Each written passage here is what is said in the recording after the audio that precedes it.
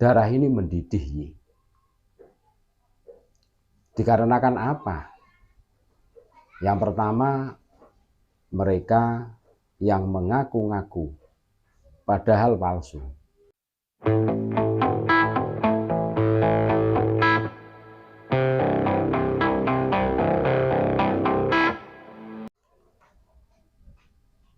Assalamualaikum warahmatullahi wabarakatuh.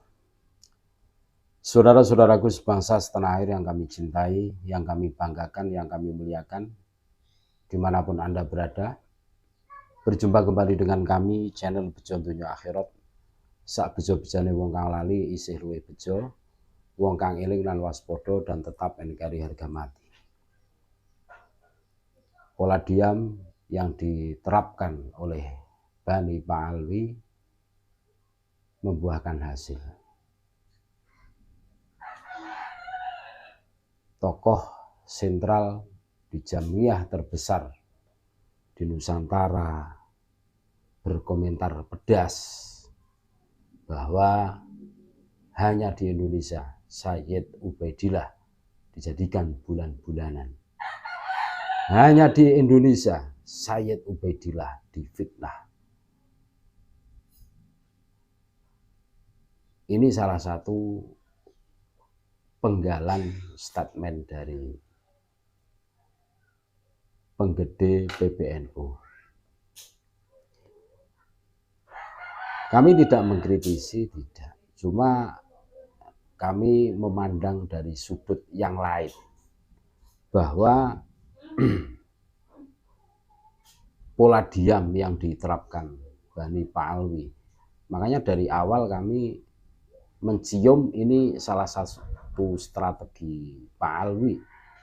Dengan diam terus merasa terdolimi dan mereka punya bukti. Nah, kami diam terus diserang terus sama mereka, kan ini membuktikan bahwa kami terdolimi. Nah, ternyata membuahkan hasil. Hari ini membuahkan hasil. Dibuktikan adanya fakta seperti itu. Jadi seakan-akan bahwa yang mengkritisi Pa'alwi ini adalah orang-orang bodoh, orang-orang yang tidak tahu ilmu, orang-orang yang hanya ikut-ikutan saja. Coba kita tengok di lapangan yang terjadi, fakta di lapangan.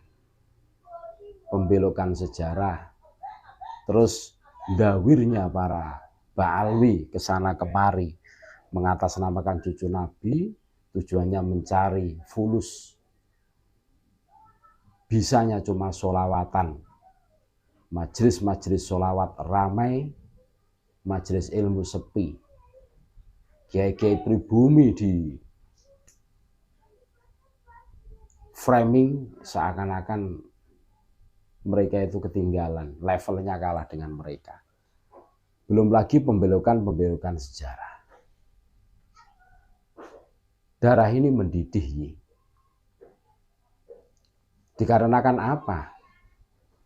Yang pertama, mereka yang mengaku-ngaku padahal palsu. Sebagai keturunan Kanjeng Nabi Muhammad SAW sudah menjadi fitnah besar untuk baginda Nabi Muhammad SAW. Dan mereka tidak bisa membuktikan sebagai cucu Nabi. Membantah tesis Kiai Imad tidak mampu. Terus disuruh tes DNA juga tidak mau. Berarti ya sudah, mereka bukan cucu Nabi. Sederhana kan? Itu yang pertama. Terus yang kedua, mereka sudah mengoyak organisasi besar yang hasil perjuangan para kiai dan santri, serta menjadi wajah umat Islam di Indonesia. Dan mereka merusak Nusantara dengan berbagai doktrin sesat, kastanisasi, rasis, penyembah berhala nasab. Terlalu kurang ajar. Kenapa sebagian rakyat NKRI kita mau dijajah kembali setelah Belanda, Jepang, Portugis, dan Inggris dengan penjajahan model perbudakan spiritual. Siapa yang tidak memahami masa lalu akan tersesat di masa depan. Kebaikan di masa lalu dengan mereka sekarang akibatnya. Maka dari itu, ini jadi momentum untuk tumpas aliran sesat yang menyesatkan, yaitu akidah kastanisasi rasis penyembah berhala nasab. Apalagi jika mendapati oknum dari mereka seenak jidatnya memaki kiai-kiai Nusantara, ditambah lagi dengan pembelokan sejarah dan membongkar makam-makam yang layaknya seperti membongkar makam leluhurnya sendiri. Mereka pikir mereka siapa di Nusantara ini. Memang sangat sulit melupakan begitu saja tabiat dan perangai kaum imigran yang rasis ini. Ditambah lagi dengan arogansinya yang baik kebal hukum, merasa jumawa di tanah orang. Namun mirisnya masih ada saja budak pribumi yang rela jongos sujud mencium kaki antek penjajah Belanda.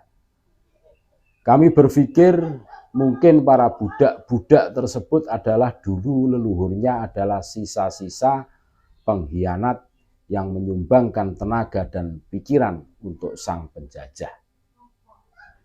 Maka setelah VOC hengkang dari Nusantara dan meninggalkan imigran berideologi akidah kastanisasi rasis penyembah berhala nasab yang pernah mereka datangkan, bersamaan itu pula sisa-sisa generasi pengkhianat meneruskan misi leluhurnya untuk tetap berkhianat pada bangsa ini.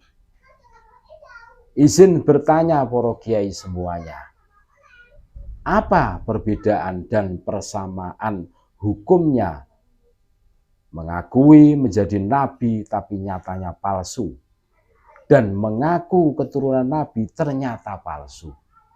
Seandainya Sayyidina Umar ibn Khattab radhiyallahu an masih hidup, maka ini bisa menjadi pemicu geger geden di Nusantara. Terima kasih, tetap NKRI harga mati. Assalamualaikum warahmatullahi wabarakatuh.